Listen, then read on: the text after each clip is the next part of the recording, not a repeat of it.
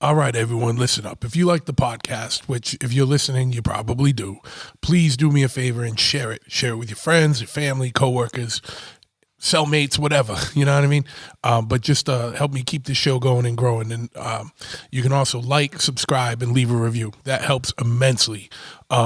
If you want to go above and beyond and, really, really support, check out Big Truth.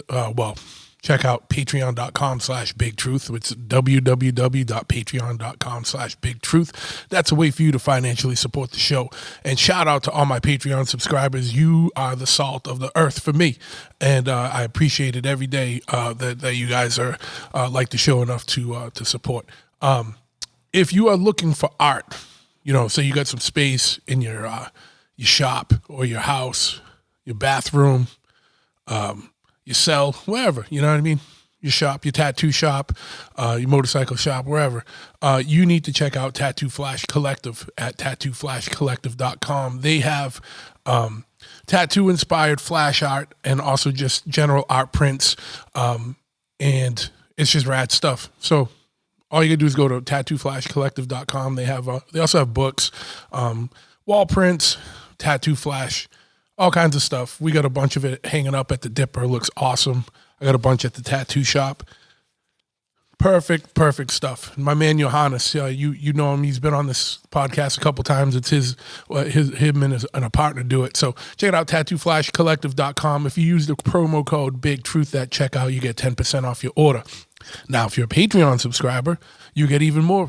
And that code is secret. It's only for Patreon subscribers, so you have to subscribe to get that bigger percent. But you know what? You're going to buy a bunch of stuff, subscribe to Patreon, get a bigger percentage off your order, and it's a clean slate. You're even Steven there, right? So check it out. Today's going to be a new format type episode. But before we get into that, if you're into motorcycle stuff, check out my motorcycle shop, Chopperhead. If you're local, if you're in New England, come on by, 13 County Road, East Freetown, Mass. We're a full brick and mortar, real deal motorcycle shop. We're not an online thing. But we do have online element. If you're not around and you want to support, you want to get some parts or some swag, check us out, chopperhead.com, CHOPPAHEAD. We're located at 13 County Road, East Freetown, Massachusetts. Open not 7 days a week, 6 days a week, Monday through Saturday. I'm here on a Sunday, so that's why I think it's 7 days, but that's neither here nor there. I hope you enjoy this new format episode. This is one we'll be doing just every now and then. Some listeners had requested it, and so we're going to get into some listener paranormal experiences right now.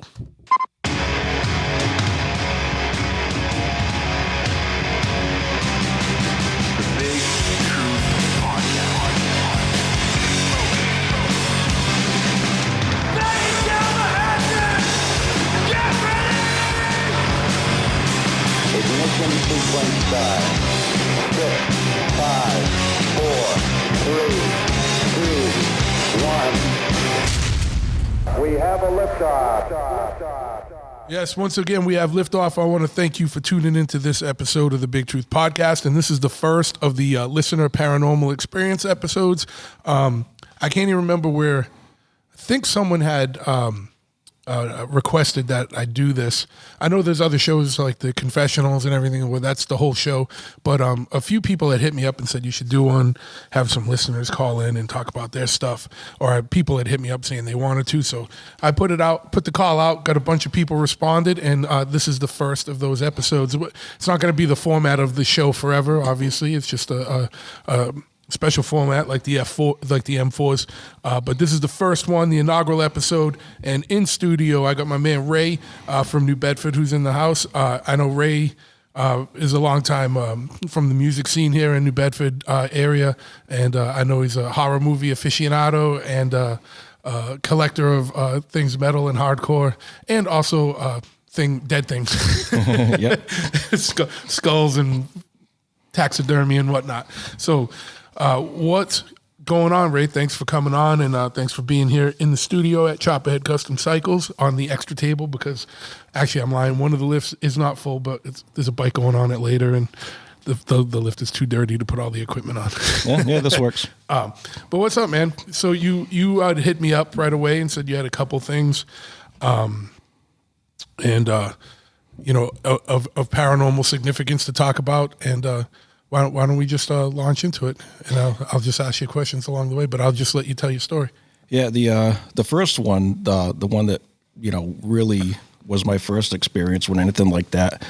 I lived in an old house that was built somewhere around mid 1800s, and it was only me and my dad living there for the longest time. That's and, that's a new house in New England. Yeah, pretty much.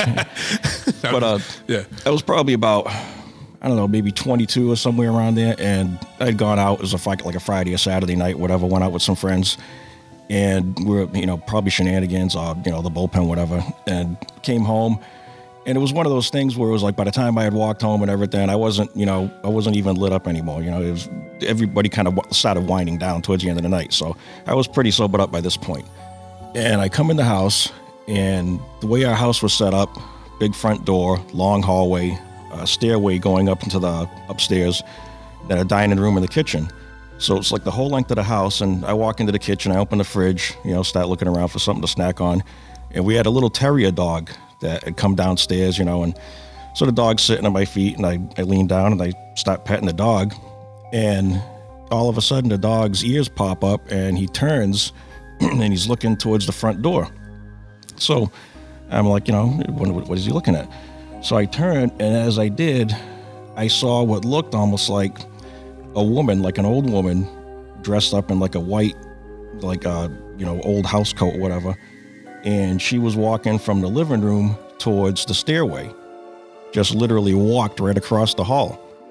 And I got instant chills. It scared the shit out of me. And because I'm thinking, who the hell's that? Because it looked real. It looked like she was really there. So she was, it looked like an actual person. It wasn't like translucent. No. It wasn't like the spirit of Yoda or something. No, not like that, see-through shit. Yeah. This looked like a real person just walking right across. And like I said, it scared the shit out of me. I stood up, and I'm like kind of like leaning over, trying to like see if she's still there. And then the dog just kind of, turned his head back to me and sat there. So I slowly walked over, and I didn't see anybody. And I'm thinking, what the fuck was that? I'd never seen anything like that in my life. So the next day, I'm talking to my father about it, and I'm telling him, and he says, "Oh, you saw one of the chambermaid."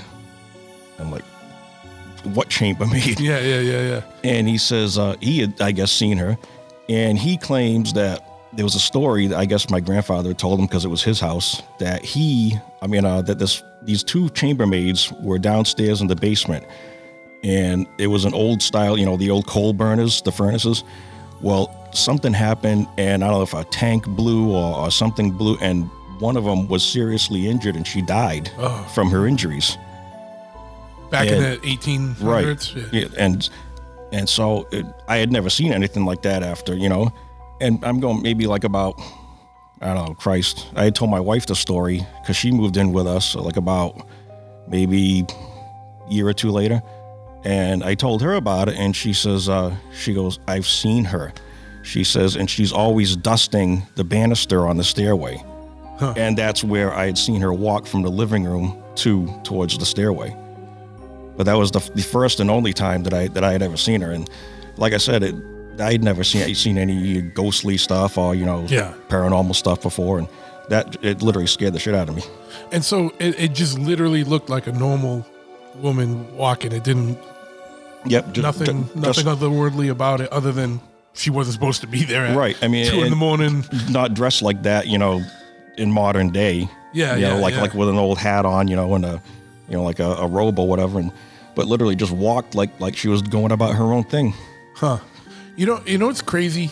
And I forgot who was talking about this, that like a lot of ghosts are from like more olden times, like, like more antiquated times or Victorian, whatever, you know what I mean? Yeah. Like a ghost of like 2020, you know what I mean? Right. In 2060 or 2000, the year, 3000, like not 2000, 2100. I mean, are people going to be like in like fucking, like sweatpants. And like a sweatcedo or something. Is there ever a ghost that is dressed modern? It's going to be like the Market Basket pajama pants ghost, you know? Yeah, like haunting aisle 7. Yeah. But you never see like a modern ghost. They're always either like shadow or like if there is an apparition, they're always dressed in like some old style like clothing, you know what I mean? So it's like we're the modern ghosts. And if anyone has a modern ghost story, hit me up where someone is dressed of the times. But so the dog kind of alerted you to it first. Right, and I've heard, that children and animals can sense it. If you ever see like a dog or, just like turn to an area of your house and start, like growling or barking at a certain corner of the room, and you look and there's nothing there that we can see. But, for some reason the dog or the animal can see it. Yeah. Now, do you think that's, did you get a sense that was like, for some people with that type of experience, especially if she's seen in the same place all the time doing the same thing, does it seem like something on like a time loop or stuck in time, or did it seem to just be, moving of its own accord? Who knows? It could be. You know what I mean when I say that? It could be old habit, or like my wife had seen her, I think, once or twice, and I never asked my father if he saw her because at the time I really didn't believe in a lot of that stuff. I mean, I figured it existed, but I had never seen it or had it happen. So I just, after a while, I kind of dismissed it, but it was always in the back of my mind, like, what the hell did I see? Yeah, and so when your wife saw it, she was in the same place doing the same thing? Yeah, she was in the kitchen area, and she had seen her, or she might have been in the living room and said she, would like see her out of the corner of her eye. Because everything I've ever heard, when people see an apparition or a ghost, if you're looking specifically for it, you're not going to see it. Yeah. It's by accident or, by chance you glance over at something, that's, I guess, the subconscious part of your mind picks it up. Crazy, man. Has there been anything since for you? Yeah. Well, with that, before we get into anything else, has the chambermaid ever reappeared? No, that was it. That was the one and only time that I had ever seen it. Are you still at the house? No, we moved like about probably 12 years ago. Is your dad still there? No, he split. But when the funny thing is, when we were moving, in the process of packing up, I was actually still sleeping there on a mattress. We'd pretty much emptied the entire house. And I had a couple things that I was, like 1 or 2 nights left there that I was, still tidying up, packing up. And I never heard so much noises and weird sounds in those 2 nights than what I ever have the whole time I was there. Yeah. I mean, I would literally hear like stuff fall and slam, but there wasn't a single thing anywhere in the house that could have. So you think because there was changes going on in the house I think that's was what stirring it was. things up? Yep. Yeah. Interesting. All right. Cool. Well, what else, man? I know you had something else as well. The only other weird, like really strange, like we moved into an apartment, and my landlady, she had a boyfriend at the time that was living there, and one night, like around probably it was like 2:00 in the morning or whatever, I'm hearing, because we're on first floor, they're on second floor, and I'm hearing like somebody driving nails, hammering, like hammering nails into wood down cellar. And I'm thinking, Jesus Christ, what the hell is Mike fixing? Yeah. And I'm like, why is he doing this at 2 a.m? It's kind of rude. So it went on for like about maybe two minutes. Maybe I heard it, like 3 or 4 times. And then a couple of days later, I see him outside in the backyard. And I says, hey, what the hell were you doing fixing something the other night? And he's like, what do you mean? I said, down in the basement. I said, I heard you hammering like you were nailing something together. And he says, I don't know what you're talking about. Yeah. I said, Mike, don't fuck with me. I don't care. If you, I'm not, gonna raise a fuss about it. I mean, it woke me up, but it's no big deal. I said, if I figured something broke, you had to fix it. And he says, no. He says, seriously, I don't know what the hell you're talking about. I haven't even been in the basement in over a week. Yeah. And so I'm like, what the hell was that? So I'm friends with my landlady's sister who lived on first floor, and I asked her about it. I said, you ever hear anything strange around here? And she says, she had never heard that. And I told her about it. She goes, wow. She goes, her ex-husband, who had passed on, had a workshop down there, and he was always fixing stuff. Huh. And I mentioned that to my wife, and she says, I heard that too a couple times. She says, I figured it was just somebody, doing something in the house. Yeah. But I've never heard that since. That was one time that I heard that. And there's a couple other times, like she'll even say this too. Sometimes if you're home during the day and I know there's nobody upstairs because everybody's at work and, kids are at school and stuff. And you'll hear like a kid's footsteps, run back and forth. And I've even told my landlady about that. I says, I swear there's somebody in your apartment. And she says, no, there's nobody there. And she laughs about it. She thinks it's funny. Yeah. But I mean, once in a great while, even to this day, I'll still hear that. And that's just weird. Yeah. Yeah. And it sounds like it's something different than whatever's going on in the basement. Yeah. Did you go down there and investigate it all? No, like I said, I just figured it was, he was putting something back together or whatever. Yeah, I was tired as hell. It was like 2 a.m, figured I got to get up for work. No, I mean, after that, did you ever go down? Yeah, what's one of those things that's like, I mean, his workshop area that her ex-husband had is like, it's sealed off with a, padlock on the door. And, it's like, I'll look over at the door once in a while when I'm down there waiting to see some guy. Oh, hey, how you doing? Yeah. Sorry for waking you up. Yeah, it's wild, man. All right, man. Well, anything else, man? I know you have a collection of like bones and whatnot. Has anything ever weird happened with any of that stuff? Believe it or not, no. And my wife, she gets like a lot of weird feelings from stuff like that. And me, I honestly never have. I mean, I look at it as something that somebody's not using anymore, like a skull or whatever, Yeah. But she's always like, oh, it's probably all the stuff you bring home and maybe something's attached to it. Yeah, well, that's what I was getting at. Did you ever feel like anything ever was came back with anything? No, she literally, like, if something's bugging her out, she'll go around with a piece of sage and start smoldering the whole house, smoking it up and stuff. Yeah. And I'm like, whatever. Doing the cleansing ritual. Cool. Well, cool, man. Well, anything else, dude? Like that? It's interesting. With the hammering and stuff, you didn't get the same kind of like creeped feeling because it was just more something you didn't really understand what was going on. You just thought dude was down there fixing. I thought somebody was fixing something. Yeah. But when you went down there, you never had any weird experiences like anytime you've been down there? Nothing. What do you think the running around is about? That I have no idea because, I mean, as far as I know, there's never been a little kid that passed away there or maybe, but... Think it's like a squirrel or something? No, it sounds like running footsteps. Yeah. And I guess her husband, it was his house, and he was raised there ever since he was a kid. So unless it's his ghost haunting the place, and maybe him as a little kid is, because if somebody's ever been there for so long, and that's the place where the only thing they knew when they die. Yeah. If that, I guess if they go back there, maybe they're of all ages. I've had, like there was a woman that I know that her son died, and she says, "Oh, every time I dream about him, he's a little boy. He's not a man. He's a little boy in my dreams. Yeah. So who knows? Maybe some spirits are, maybe they revert back to childhood. Yeah, who knows, man? Who knows?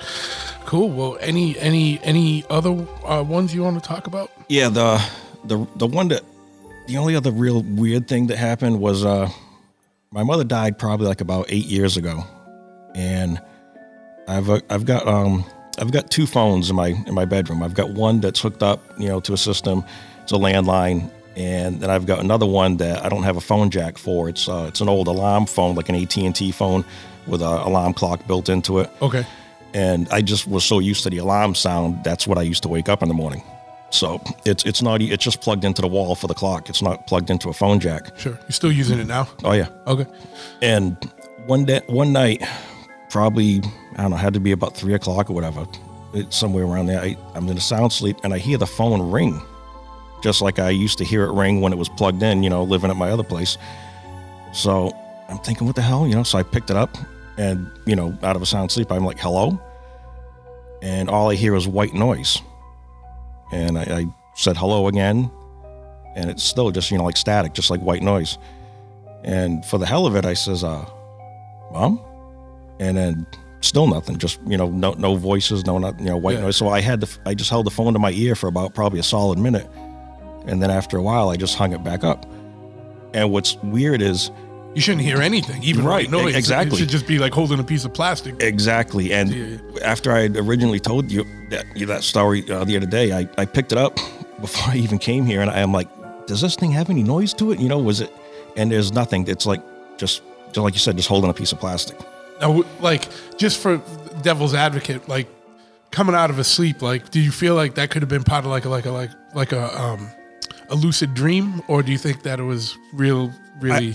I thought that at first, but usually if a telephone rings, you know, it wakes me up out of a sleep because I sleep really light anyway. Okay. So if something happens like that, I wake up and I'm awake, you know. Yeah. And even after it happened, I was like, I sat up in bed and I'm just like sitting there like, what the hell just happened? Yeah. What was that? Yeah. Were you creeped out, or were you just confused? It creeped me out a little bit, you know, and because then I picked up the phone again, you know, and like I said, there's nothing there, and I'm like, did I dream the white noise, or you know? But at the same time, I'm pretty sure I was wide awake when it happened. Yeah.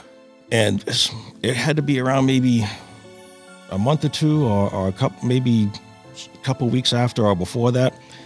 There was another time I was dreaming, and it's like I usually sleep on my right arm, and my mother had these, like, you know, she always used to do her nails and shit, and I literally felt like somebody like drag fingernails across my hand. Yeah.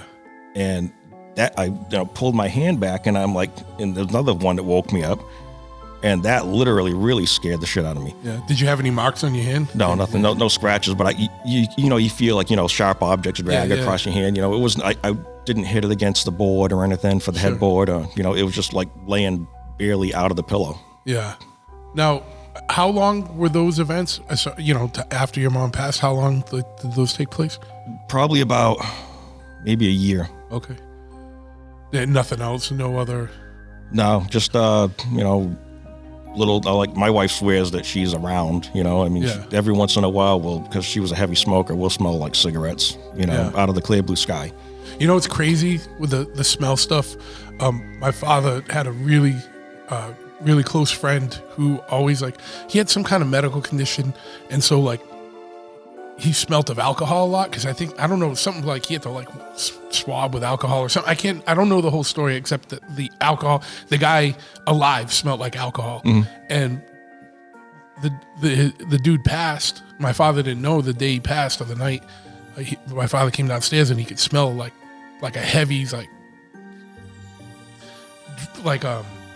that guy had been there. He smelled alcohol, like really heavy, real dense, like, and he was like, what the hell is this? And he couldn't figure it out. And then he got the call that the dude, it was right around when that dude passed, like right around the same time frame.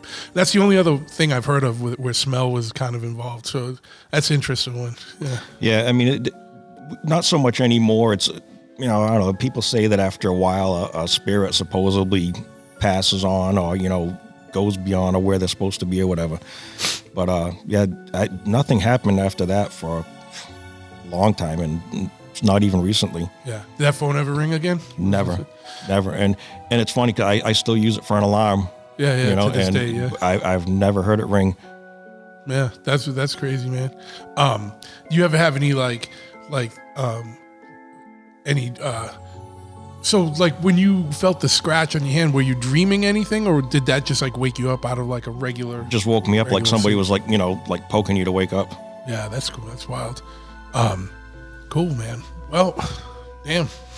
Those are a couple ones that'll shake you up, right? Yeah, like I said, you know, I barely sleep as it is, and to have something like that happen, and it's easy for somebody to say, oh, he's probably dreaming it, you know, or whatever, but I mean, a freaking mouse could fart in the basement and it will wake me up. That's how late I sleep, you know. It's So and you're not groggy, like you snap up type of right. When I wake up, it's just like, you know, right awake. Turn on and off. Yeah. Just on off. I have like 10 minutes of gray area where it's like I slowly boot on, like it's not 10 minutes, but a couple minutes. But I mean, well, hey, thanks for coming by and sharing that stuff. If any more down the road, if another one happens, let me know. Yeah, will do. Looking forward to hearing the other stories. Yeah. All right, and now I got Leno from Plymouth on the line, who's called in and going to tell us about some experiences he's had. So, Leno, take it away, man. What's up? What's going on, man? I appreciate you having me on the show. Yeah, absolutely. So, I actually have two stories. The first one is actually how I got into the whole paranormal stuff. The second story, I definitely had like a full experience, and that really like stuck with me. Okay. But but before you get into the stories, like what's your involvement? Like, what's your involvement with paranormal? Do you do like active, like, are you like actively like researching it, or are you just like super into it? Is it like a personal thing, or do you do any like kind of like in-depth research with it or anything like that? with me, I mean, it's all like personal stuff. I like to like browse and just like look into all the stuff, check out any areas around that, Massachusetts that's haunted. I always like to go out there, take a look, and try to see if I can experience it. Okay. So haven't had a lot of luck, but sometimes I have here and there stuff happen. I'm like, okay, that's creepy. Okay, so you're doing it more as like an interest, because that's what the vibe I get is but you'll actually like go out and seek stuff out. You're not just like reading about stuff. You're out there. I physically I go out there. Yeah. But are you bringing any of that equipment, like spirit boxes or any of that stuff, or are you just kind of rolling out? I'm just kind of rolling out to see if I can feel anything happening to me, or if I see something in person, that type of thing. Okay. So you said there was an experience that kind of set off your interest in that. Before that, did you have like a passing interest, or was it something you didn't even think about? It was something I didn't think about. Okay. All right. So, let's hear what got you interested. Let's hear about that experience that got you interested in the world of the paranormal. All right. So I want to say I was about like 13, 14 years old. I'm originally from New York and all that. And like, my mom, she got the job at the YWCA, and she's an administrator there, dealing with like children, small kids, all that stuff. And for like schooling and everything.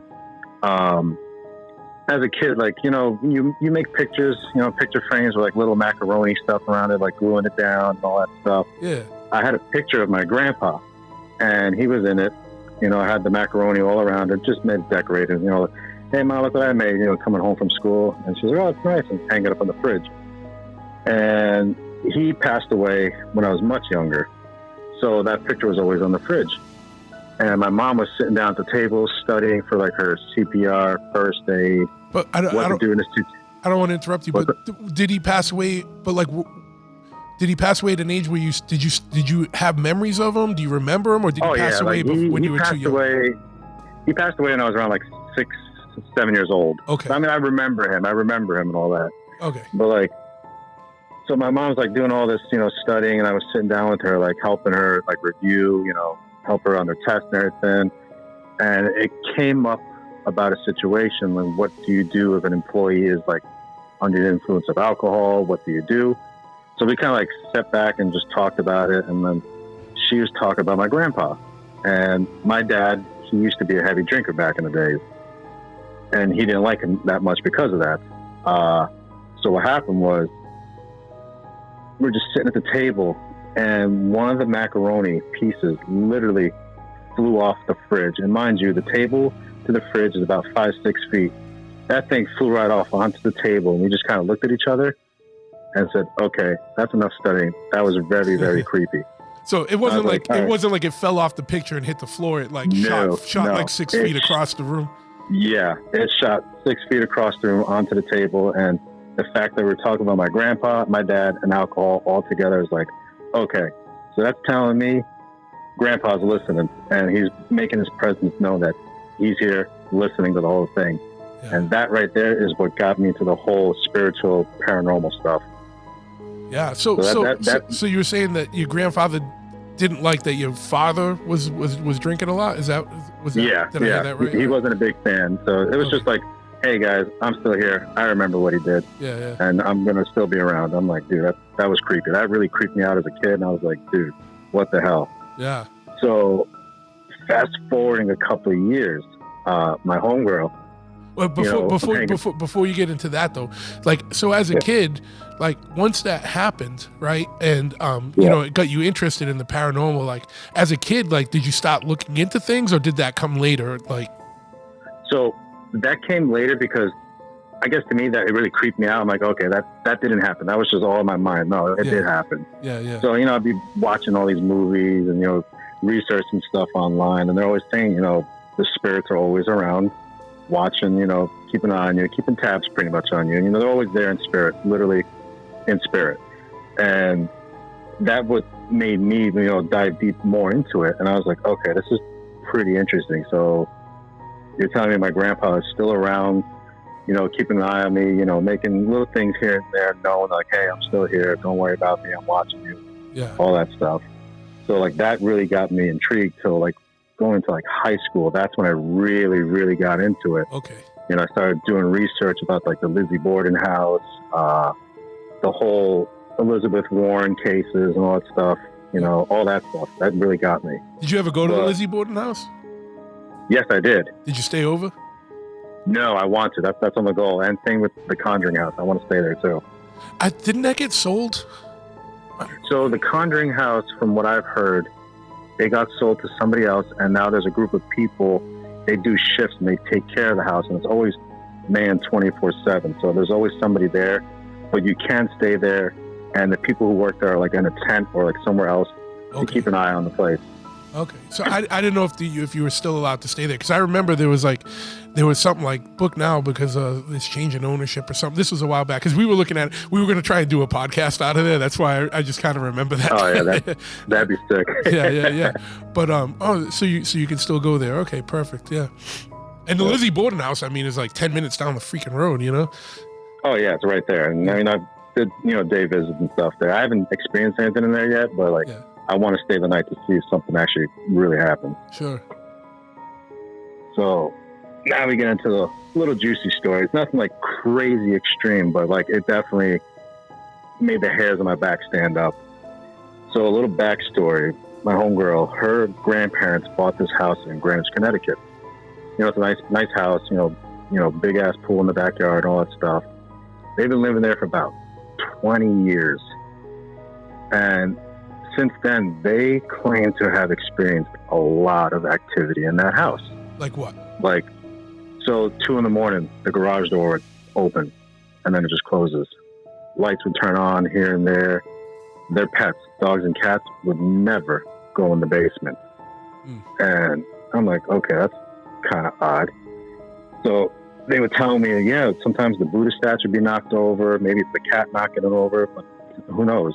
And I mean, to be honest, her cats were pretty chubby, so I don't think they were jumping that high. Yeah. Are they Buddhist, or is it just like a decor? No, it's actually, they are Buddhist. They believe in the whole Buddhism stuff. Okay. And so they tell me all that stuff, and they tell me the lights will turn on in the basement, even when they're taking the dogs out for a walk, you know, evening time, dusk is coming down, you know, and they see the basement lights turn on, and then it's turn off. And I'm like, what? Okay, I really need to experience this. So go to the house. And I was like, so why do you think this is happening? They're like, well, we just found out that the previous owner, he took his life away. I'm like, oh, well, that's dark. At the house? At the house. So apparently he attempted twice. The first time he tried to gas himself out in the garage, which probably explained the garage opening and closing. Who knows? Yeah. The second time he actually went through with it. And, you know, it's sad to say, but he committed suicide, and he hung himself down in the boiler room on one of the sewage pipes. And, you know, the whole thing, you know, police, detectives, all those people come by to do an investigation.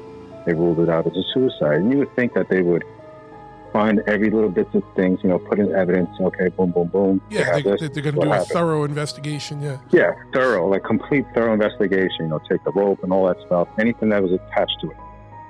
So I was like, all right, can I come over and do my own, you know, investigating? Like, you sure? I'm like, yeah, I want to check it out. Like, all right, cool. So I go to the house, hanging out. I was like, so can you show me where it happened? They're like, are you sure? I'm like, yeah. So we go to the basement. The dogs and the cats literally stood by the stairs, and as soon as we opened the door, they just booked it. I'm like, okay, that's the first sign that they don't like the basement. This is creepy. Now everybody, there's about 4 people. And then me, so 5 total. We're all going down the stairs. And I look behind me, all of them are just like really scared. I'm like, okay, this has really spooked you guys out. Go down the basement. So do they not go down there? Do they not use No, they did not. They did never go down there. They stayed away from there because that's how terrified they were. And like, it was to the point that they actually made it onto the Montel Williams show. Okay.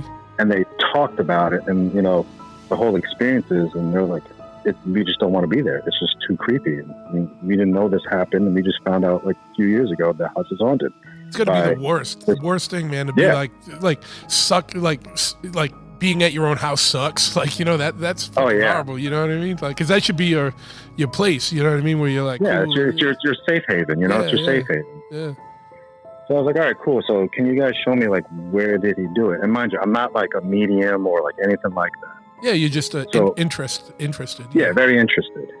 So they're like, it's in the back room. I'm like, okay, well, which one? There's like a bunch of rooms. Like, straight down to the right. I was like, all right. Start heading there.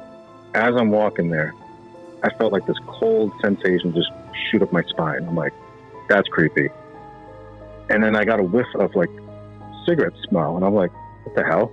I got this, the smoke, lingering in the air. I'm like, this is really weird. And they always say, if you smell cigarettes and nobody smokes, it's usually a spirit. And I turned to everybody, I was like, did you smell that? And they're like, yeah, we did. I'm like, so it's not me. They're like, no.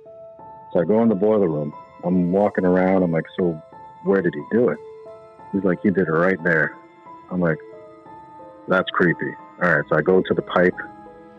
As soon as I look at the pipe, I just felt this weird, chilling feeling in my whole back. Every single hair in my back just stood up, my arms. I'm just getting goosebumps thinking about it. Yeah. But like, I look at it, and I was like, so this is it? They're like, yep, that's the spot. I'm like, all right. Something just told me to grab the step stool, and I did. Went to the pipe.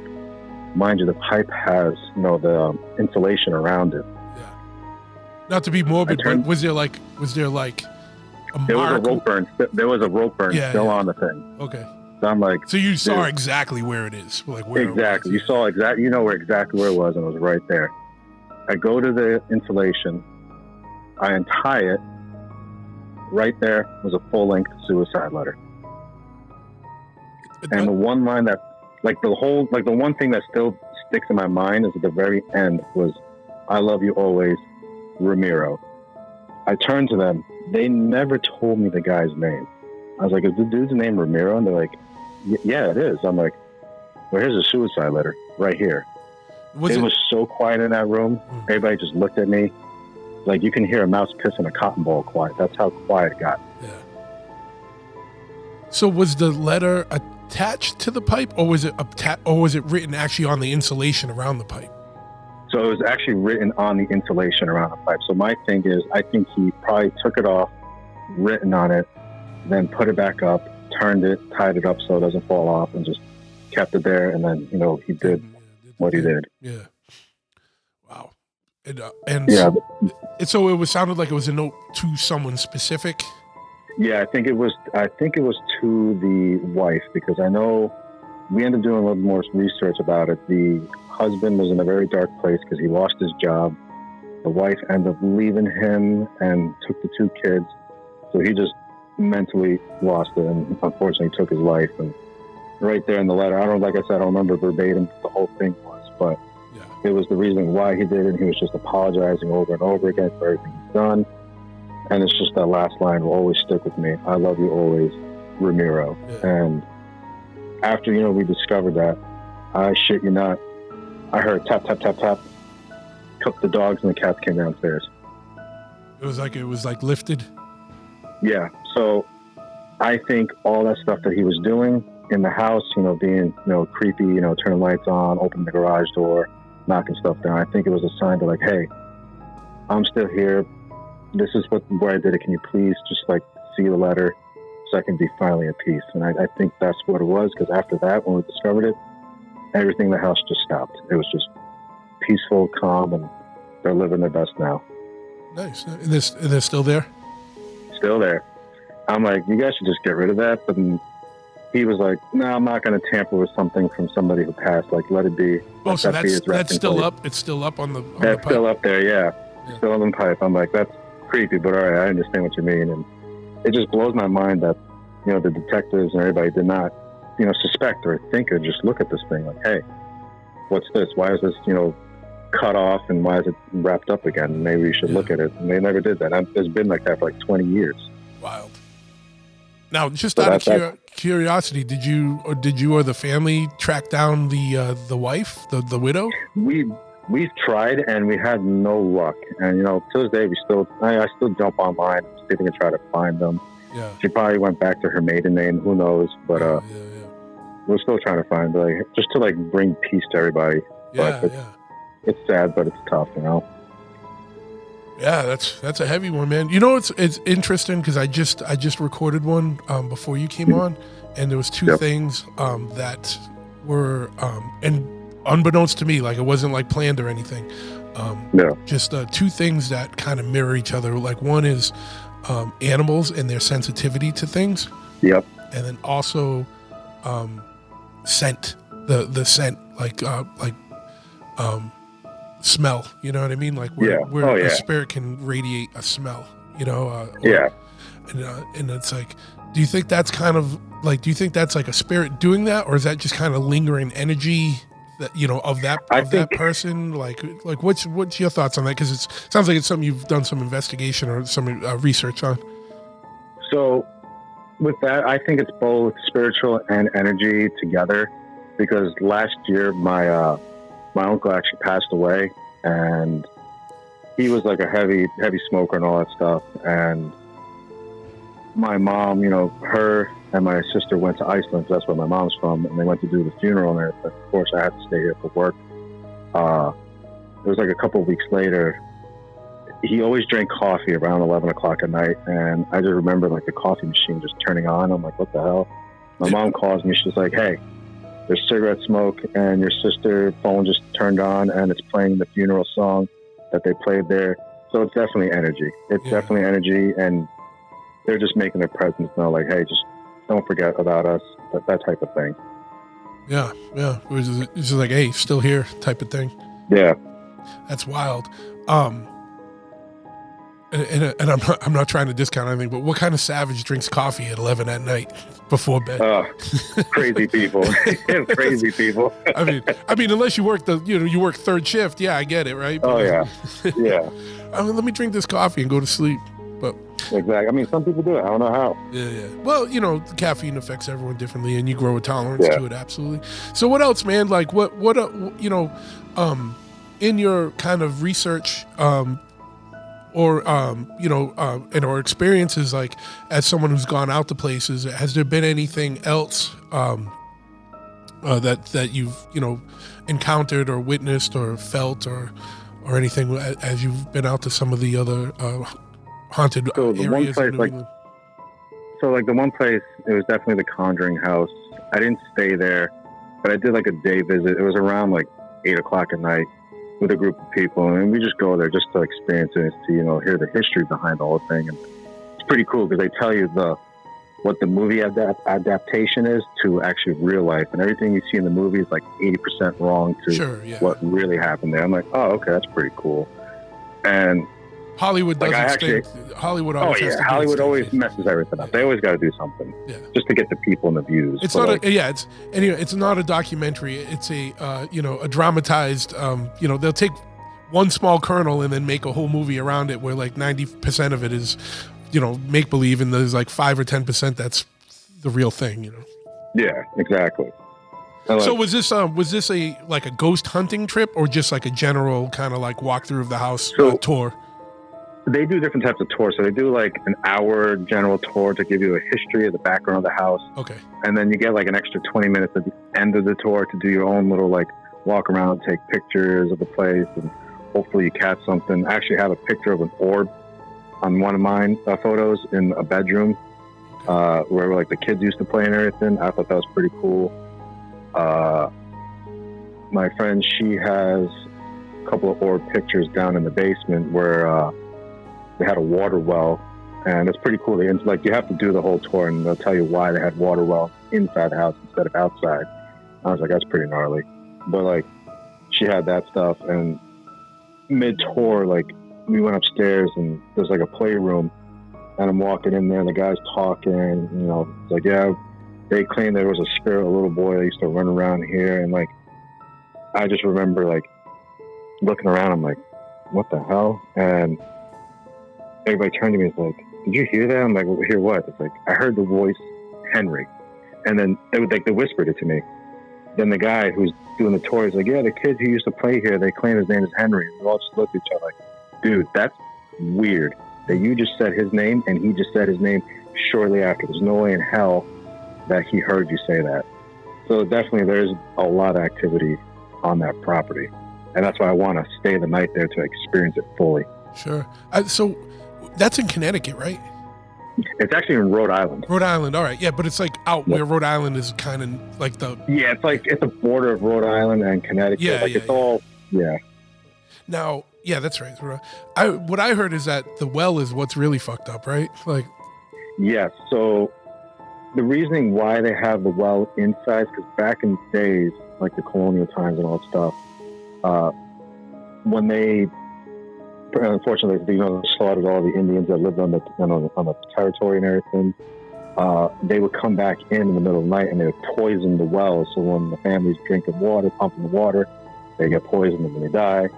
And a new family can move in and take over the property. So what they did is they took the wells, moved it inside the house so it's safe and you have a less likely chance of being poisoned or killed by your neighbor or natives. Yeah. So I thought that was pretty interesting, but they have said that people have, like, kids playing around, like back in those times, fell in the well and died and all that stuff. So it's definitely, you will hear like random voices inside the well, like, hey, let's play. It's like, dude, that's wild. Yeah.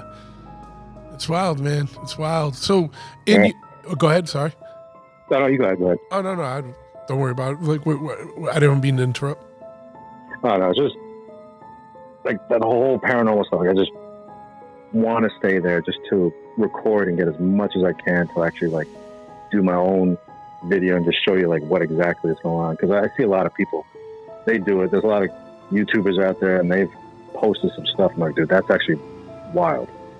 And I believe it. I strongly believe it because a lot of people, more than one person has encountered something. So it's definitely real. Yeah, and but also on top of it, it's like you've had some experiences yourself that kind of set you on this path of interest. So, what is your inclination as to what this is? Do you feel like it's like residual energy, or do you feel like it's something active, or based on your research or experiences? I want to say it's something active. It's just, I guess some people are more in tune with the spiritual world, that they can, not like saying to be a medium, but kind of be like, you're kind of like a gate and they come to you and then they move on to go finally at their resting place. And I'm not claiming to be one of those people, but I feel like maybe I could be a vessel, somebody come like, hey, all right, cool. Yeah. And then they just go on and just finally be at peace. And, a lot of people can say the same thing, and just depends on the experience that you get or what you've seen and done. Yeah. Cool, man. Well, anything else? No, I mean, I can go on for hours, but I mean, those are definitely the top ones that have definitely stuck with me. Yeah. Well, I mean, if you got other ones you want to talk about, feel free. If not, we can save it for another time, Oh, I mean, I'll definitely save it for another time. Yeah. All right, in studio, I got my homie George from Ludlow, Mass, who you might have known as a guest appearance on some of the M4s, notably the psychic episode. Yeah, you were the sober guy, so you actually got the good reading and didn't get the radio static drunken signal reading. Yeah, mine was dead on. Yeah, no. So she even said ahead of time that. If someone's inebriated, that it wasn't going to work well. Yeah. And I kind of got the gist of mine, but I remember you saying that shit was spot on. Yeah. Because she continued yours outside, right? She did, yeah.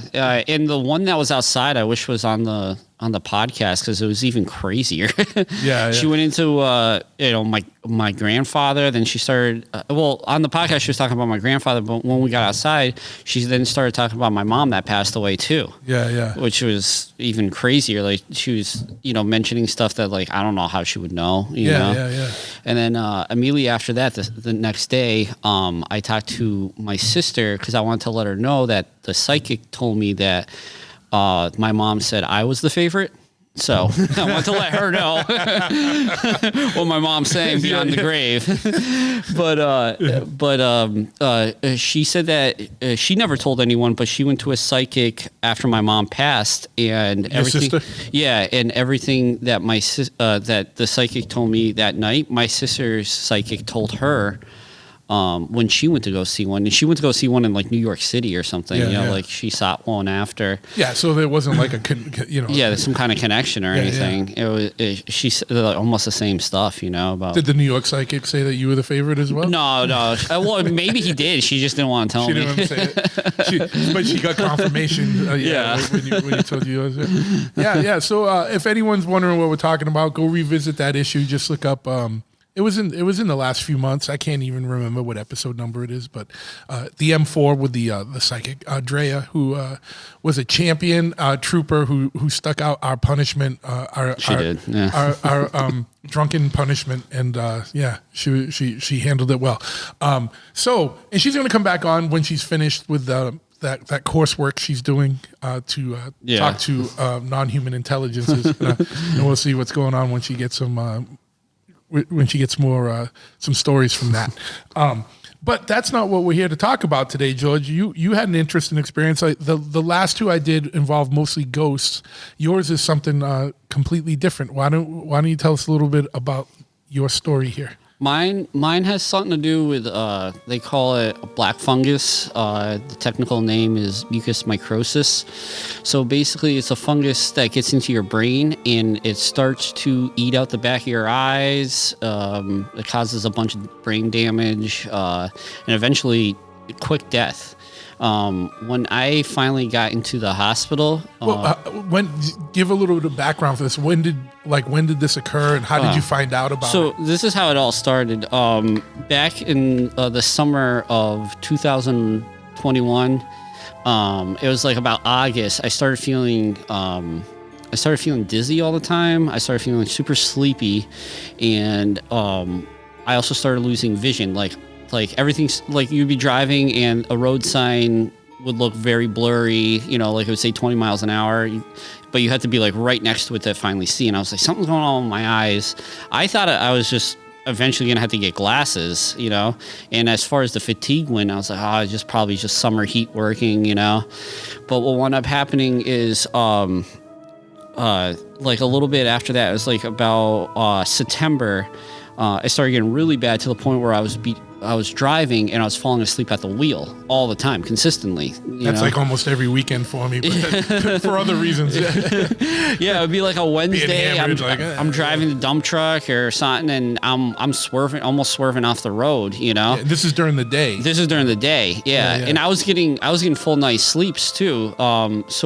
So finally, I went to the hospital one day. And this was after work because that's how I am, I was like, I'll just go after work, So I worked the full day. That's how it is when you work for yourself. Yeah. There's no sick leave. Yeah, like your arm's falling off, but like I gotta finish this and then I'll go. Exactly. Yeah. So I'm at the hospital and I'm there for a while. I'm there for a few hours, and they have an IV going. I'm starting to feel better. But the doctor comes in and he goes, all right, so we ran your blood work and this and that, and we think you have type 2 diabetes. So we're going to put you on metformin. So I was like, all right, at least I know what this is, So a couple days goes by, I get the prescription in for metformin, start taking it. And probably within a week or two, I started losing weight like crazy. So I called them back and I was like, hey, I'm losing like 5 pounds a week, maybe like even more. And they're like, well, that's the metformin working, like that's what it does. And, and you stop sugars. So, you're going to start seeing a lot of weight dropping off, I was like, all right. And disclaimer, don't be a dickwad and go get metformin to try and lose weight. Yeah. Like if you don't need it. Don't go get a black fungus to lose weight. Well, that too.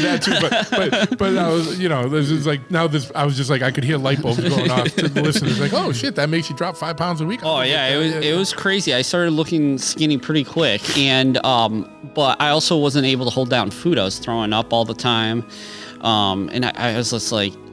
This doesn't make any sense, but it kept going on. So this is like now fall, I'm throwing up, I'm still falling asleep at the wheel. I'm a little bit better, but not too great.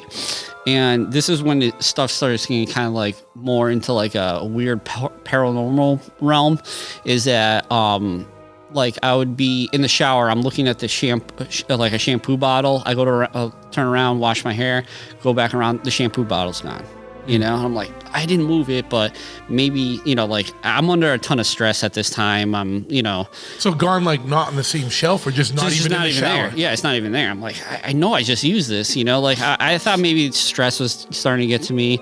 Other stuff like that, you know, bottles of water, whatever, you know, like remotes. And I'm just like, I know I saw this. Where is it? You know, like I'm going through that, you know, like I lost my keys thing, you know? Like, yeah. So you're like, that's all it is. That's all it is. You know, it's just stress right now. And this kept happening more and more often. And then what started happening after that was I started seeing like a black figure, you know, and it would be, you know, in the hallway, or it would be, you know, like off in the distance. And it was tall. It had like almost red eyes. There wasn't really much of a shape to it. It was just tall, black. And I'm like, I think I'm going crazy. I didn't tell anybody about this part, you know, like this I just started telling people recently. But at the time I was just like, I can't say anything. Everyone's going to think I'm going crazy, you know, like. Was it translucent or was it like solid form? It was solid. Yeah. You couldn't see through it. Like if it was there, it was there, you know. It was like seeing you or seeing that bike, you know. Yeah. And the reason I kept thinking I was going crazy, I was like, this isn't like, you know, you hear ghost stories and it's the middle of the night. It's like, you know, on a stormy day or something. Yeah. This was the middle of a day, you know. Yeah. I would turn around and there it is. Tuesday, 2:00. Yeah, Tuesday, 2:00. It wouldn't go away. You know what I'm saying? Like it wasn't like in the movies or something where like it jolts at you or you get startled and then you blink and it's gone. It's there 10 minutes straight. Like I was walking towards it, you know, like it's there, you know, like I would be laying in bed sometimes. I see it like in the hallway and it's just there, you know, like I don't want to touch it or anything. I don't know what's going to happen. Did you have like did it interact with you at all? No, or was it just stood there, stared at me, and it was just ominous, you know, like it was just there. It's just whatever it was there. And it was like maybe every couple of weeks I would see it, you know. It wasn't frequent, but it was, you know, it would happen. I don't know, man, seeing a freaking black shadow person every couple of weeks is pretty frequent. Yeah. Like, well, the thing is, so the further so this is like October, November, and now we're into December. And as soon as December hit, I remember I wasn't able to keep down any food at this point. And I would come home at that time. It gets dark early, so you're already home at like 4, and I work outside, so the listeners know, like, you know, my work day basically goes with the sun, you know. So it's like 4:00, you're already home, and I was just I'm so tired. I'm like, I'll just sit on the couch for like a minute, and I would fall asleep for like 2-3 hours, you know. Yeah. And I would wake up, but I wouldn't have any energy. I would just want to go right back to bed. You know, it was bad. But at that time, by the time December hit, I started seeing this thing more often. It was getting progressively like it was like almost every day, you know.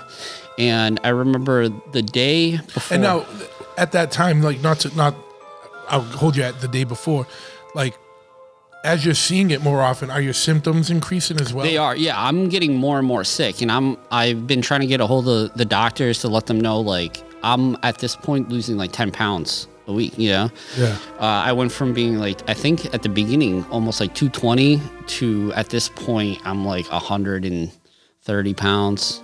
Yeah, so you almost lost 100 pounds. Yeah, you know, like I'm like, there's something going on, you know, like, and the day before, or the day. Yeah, it was the day I actually did go to the hospital.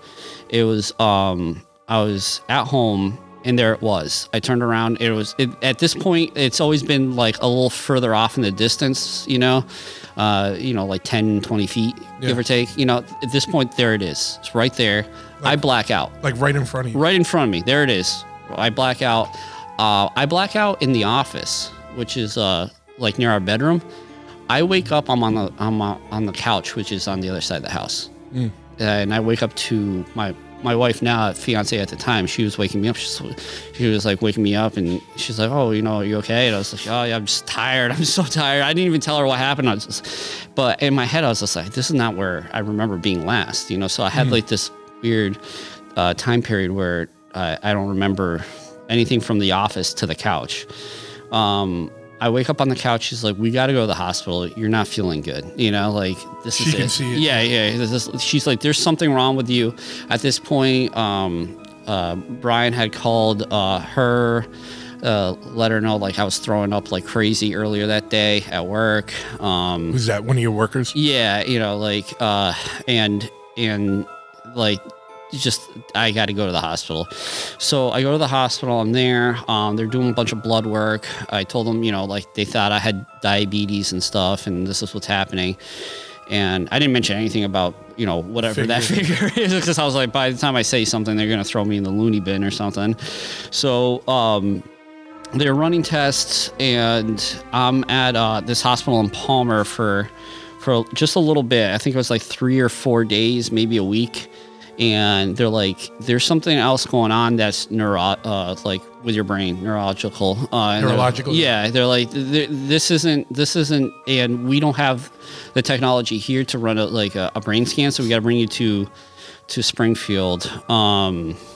So they have the ambulance crew come in, they grab me from the bed. This turns into kind of like a funny Eugene Levy moment where they have me all bundled up. They're taking me out of the room. They slam me into the nurse's station on accident. And I'm just like waving like bye. And then they bring me outside. I'm outside on the thing, and they're like, oh, we forgot the paperwork. So both of them go inside. This is middle of winter, so I'm just in the hospital cart thing in the middle of a parking lot, teetering, you know, and they're like, oh, we'll be right back. So they're gone for like 10 minutes. I'm outside by myself. They finally come out. They move me. They bring me into the ambulance. They send me over to Bay State in Springfield. I'm there for a few days. They run the tests, and at this point, I've been trying to kind of be funny about it. You know, I'm making calls to my fiance at the time. I'm like, oh, they said I'm gonna die. You know, like, you got to send me like a butt picture to save me or something. You know, like I'm just trying to be like lighthearted and funny. So, they come into my room. They're like, listen, we're gonna have to do brain surgery on you because there's something that we saw in the X-rays. I didn't know what it was. They didn't know exactly what it was. So in my head, I'm like, I got brain cancer. I got a tumor, something, you know, like those are the common things. And they're like, let everybody know we called your sister and everything else. So I called Marcia. I'm like, hey, they just came in. They want to have brain surgery. And at this point, she thinks I'm fucking with her again. Because you're messing around. That's all I've been doing for the last week and a half. Boy that cried wolf. So she's like, she was working a wedding at the time. She's like, listen, I'll call you back. I can't do this right now. I'll call you back. So she hangs up, and immediately as soon as she hangs up with me, my sister calls her. She's like, hey, they want to do brain surgery. So she's like, oh wait, that was real. Yeah. So now everybody's panicking. I'm the only one that's not panicking. You know, I'm like, oh well, the brain surgery it is. You know. Yeah. So they send me in. It was New Year's Eve, and that's when they did my first brain surgery. And as they were wheeling me out, I remember there was like champagne bottles everywhere. So immediately in my head, since you know I've been straight edge all my life, I'm like, great. The one doctors I'm gonna get are gonna be wasted. Yeah. They've just been partying all the way up to the point of me doing the surgery, you know. But they did it. It came out fine. They brought me out. And then after that, that's when the stuff started getting even worse. But wait, what was the champagne bottles about? It was New Year's Eve. Oh, right, so they were like getting ready to go nuts. Yeah. I was like the last surgery of the day, probably. You wouldn't remember getting rolled out to see if those things were empty. Yeah. So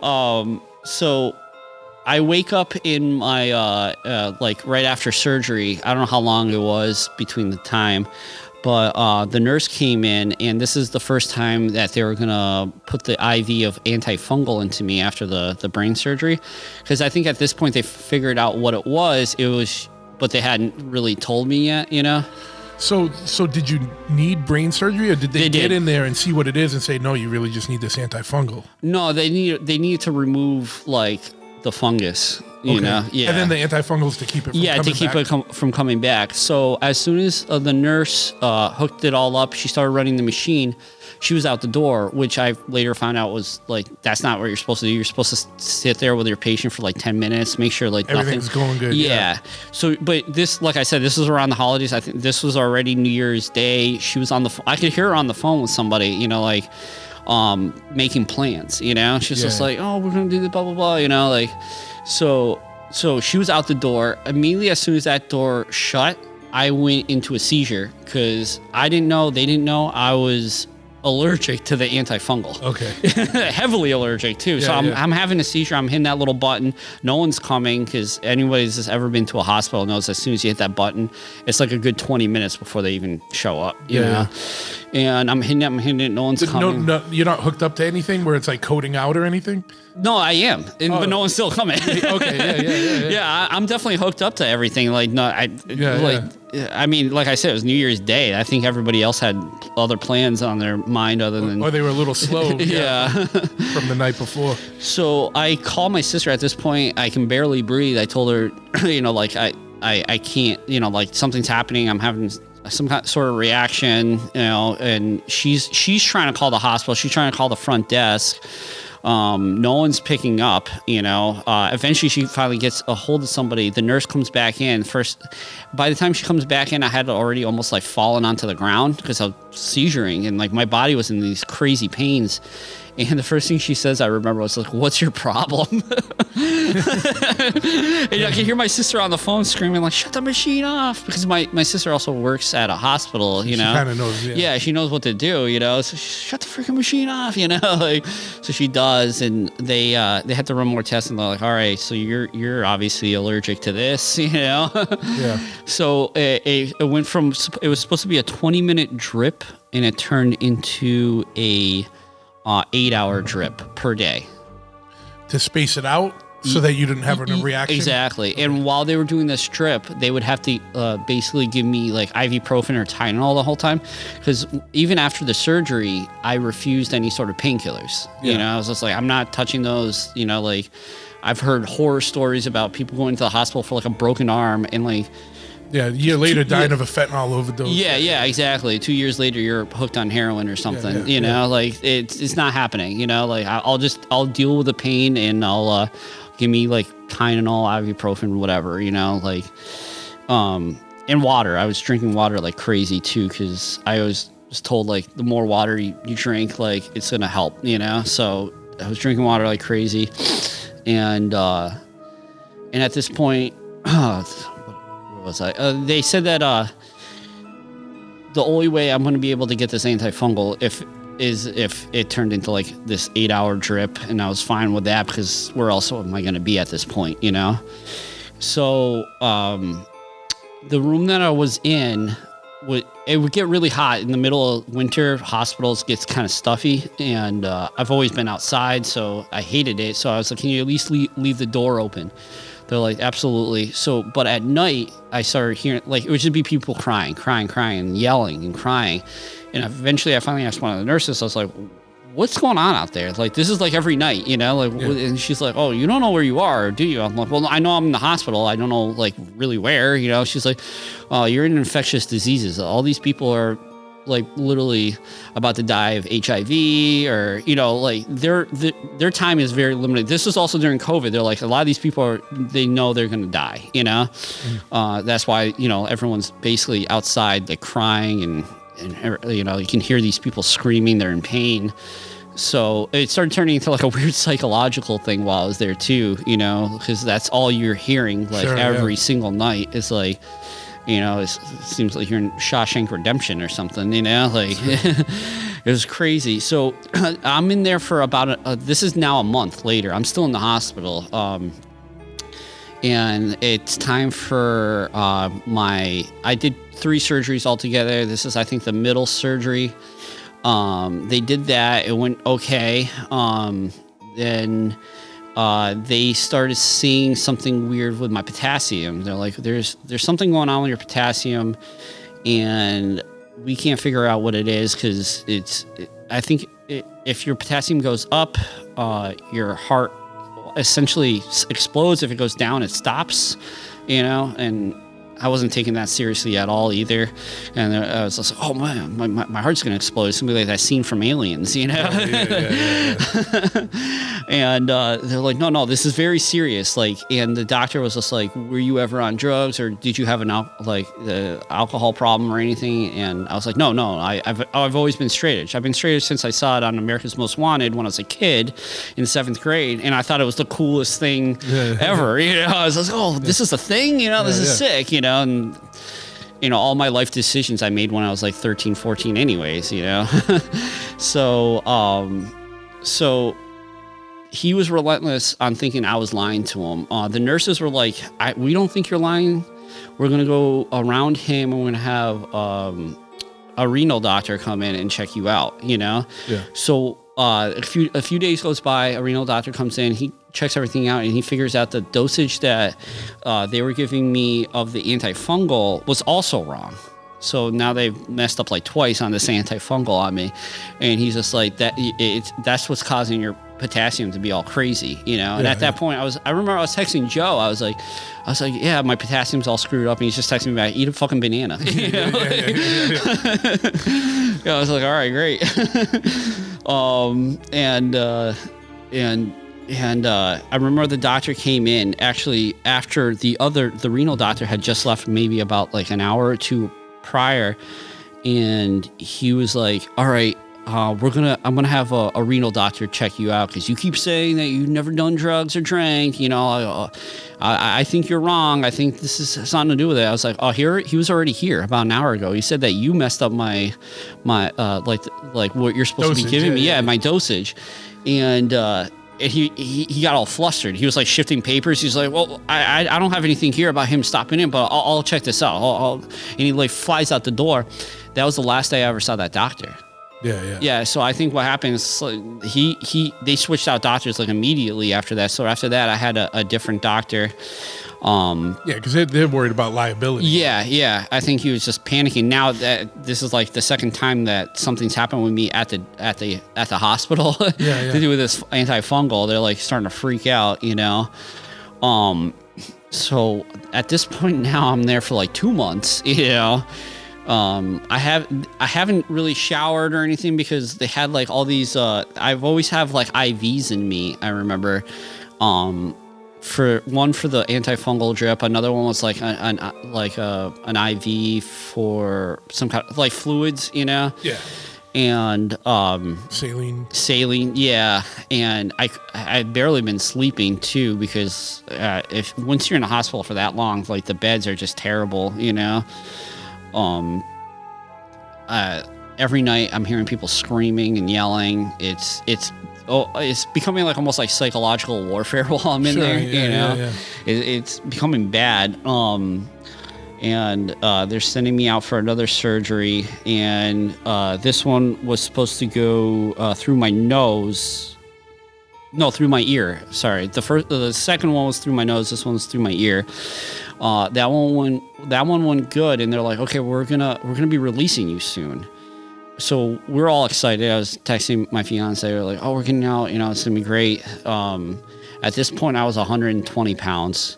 But what wound up happening is that release date kept just moving. They kept moving it. So it went from like, oh, we're gonna release you tomorrow to, oh, it's gonna be early next week. Oh, it's gonna be the week after that. So now I'm even going crazier because you're like, what is happening? What is happening? Like none of it made any sense. And it finally got to a point where like everybody in my family, she was like calling them, screaming, like, dude, it was the day I was supposed to be released, and they were still trying to push it back. And it was insane. When she finally was able to pick me up, and they finally were like, did they give a reason for that? Like just to monitor you, or just they never gave a reason? They never gave a reason. They just kept pushing it and pushing it. They just wanted to keep banging your insurance. Yeah, I think that's what it was. And I mean, you talk to these people that like work through that stuff, and they're just like, it's all insurance. It's always insurance. The more money they can make, more money off you for being sick for the longest time than actually curing anybody. Of course, yeah. Yeah. So it kept snowballing, and I think that's probably what it was, But the last few hours I was there, I remember they finally gave me my clothes. So I knew I was leaving. They're like, you're about to be out of here. I'm putting all my clothes on. This is stuff that I came in with like 2 months ago.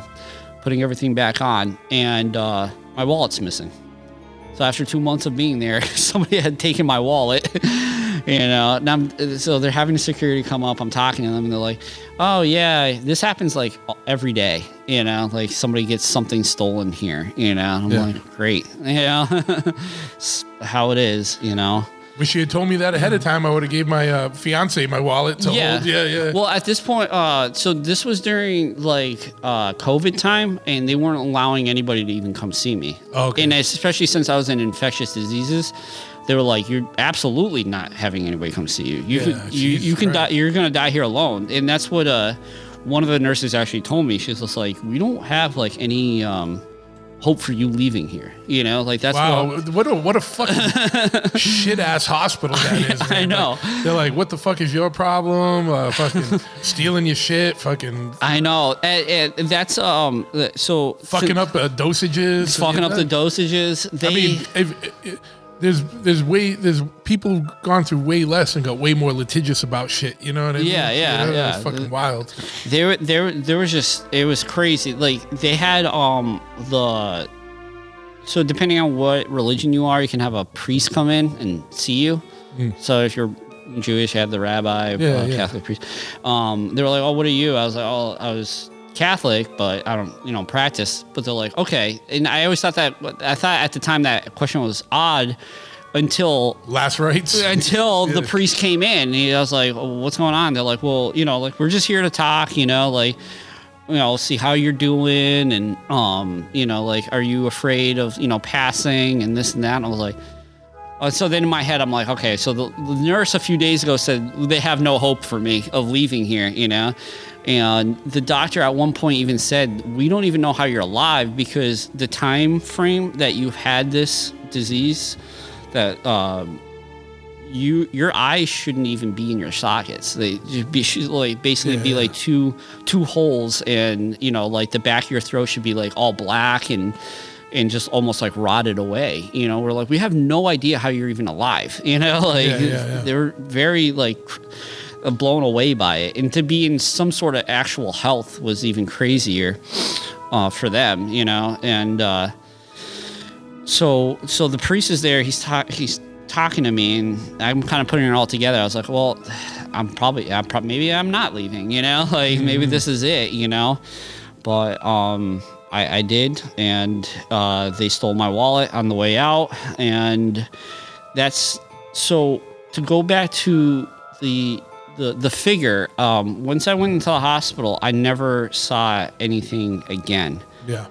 But I would have the same. It's not like a panic attack, but it's almost like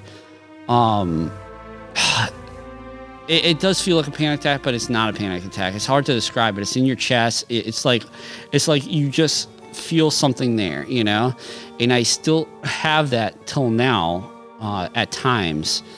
And I didn't tell anybody about the figure until almost recently. It was probably like a year ago or so. I started telling people, this is like, before I went into the hospital, this is what I saw. And I think I was seeing that, and I was trying to play in my head that what I saw, I thought had to do with the mucous mycosis, because I was like, it's infecting my brain. It's obviously going to like do stuff. You're going to think about it. I was reading up in these stories about people that thought they had haunted houses, but it wound up just being black mold, messing with their brains, I think even Joe told me about one where a family moved into a house that they bought on foreclosure.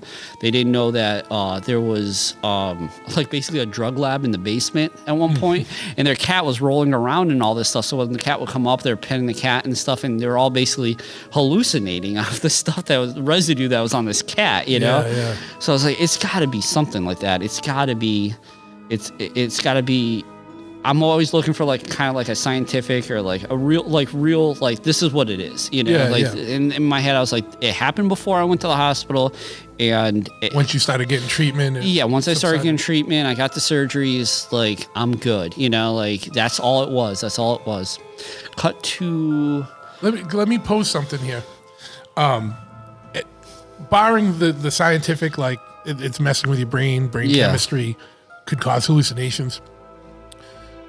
Do you think that it was a physical representation of the fungus, like manifesting in your brain? Because think of it this way, right? Like, as it got worse, that thing started getting closer to you to the day you knocked out and went to the hospital. Exactly. Or do you think it was something like warning, like, motherfucker, take care of this? That's everyone I've talked to. They said both things. You know, like you just presented. Like, could this be a warning sign, or could this be the fungus? You know, like, and I don't know. The only thing I do know is that almost a year after that, we were returning from Joe's house.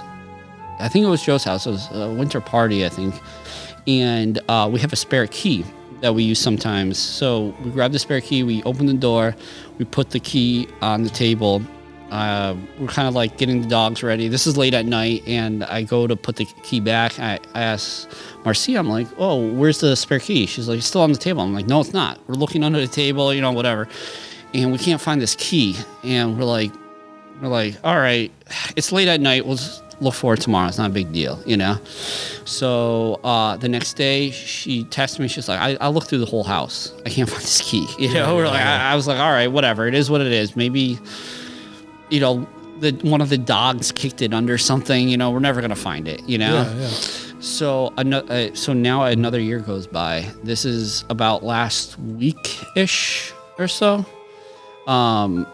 She starts telling me she feels a presence in the house. She's like, it's weird. She sometimes works from home on Mondays, and she's like, I can feel something. And when I looked over, all the dogs were like in their little dog bed, because we have a bunch of like old Shih Tzus that we rescue. They're like, oh, they're all cuddled up, they're all sleeping.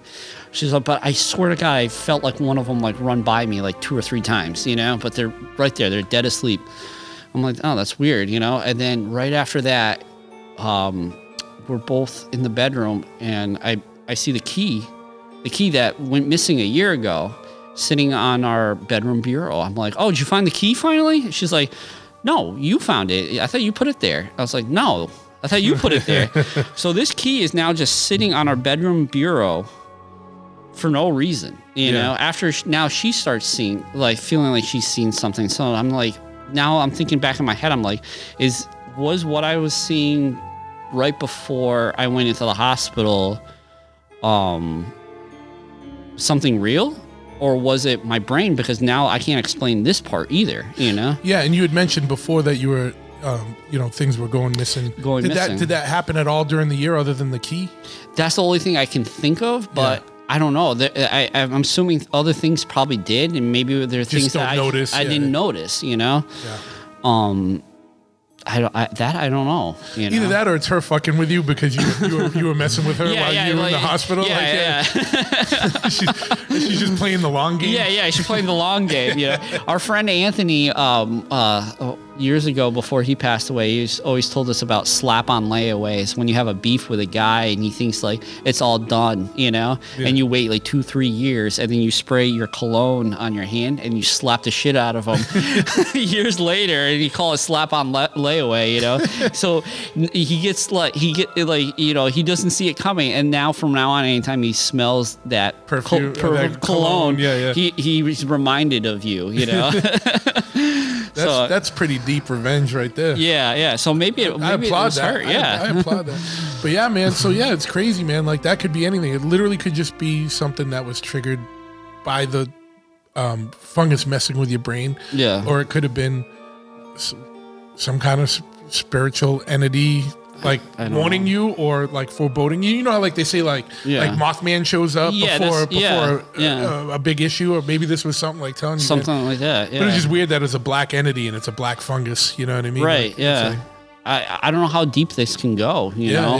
Yeah. There's a lot that it could be. Like I said, It's a wild fucking story, man. And the funniest thing is that you just were like, well, whatever, through the whole thing. Like, most people be freaking the fuck out. You're just whatever. I was trying to keep it as lighthearted as possible. I mean, I remember I was texting with Joe sometimes from the hospital, and he was like, oh, I'm going to bring over my toothbrush and start moving my stuff in now that you're on your way out. You know, like, everybody just try to keep it like lighthearted, you know, Sure. But I know behind the scenes, everybody was falling apart. I mean, Marcia was telling me, you know, like at her work, she was trying to keep it together, but there was one night where there was only one other girl working, and she started like breaking down because she got a phone call from the doctors about me, you know, and it was just a mess. I think it was the night where I started going into shock there, and everybody was trying to get a hold of the front desk to stop the machine from giving me the antifungal. You know? Yeah. What a fuck show. And that's if anyone gets anything out of this, is that you have to be your own advocate in medicine, and you can't just you know what I mean. Like, doctors are trained and doctors know stuff, but they don't know everything, and like you got to find the right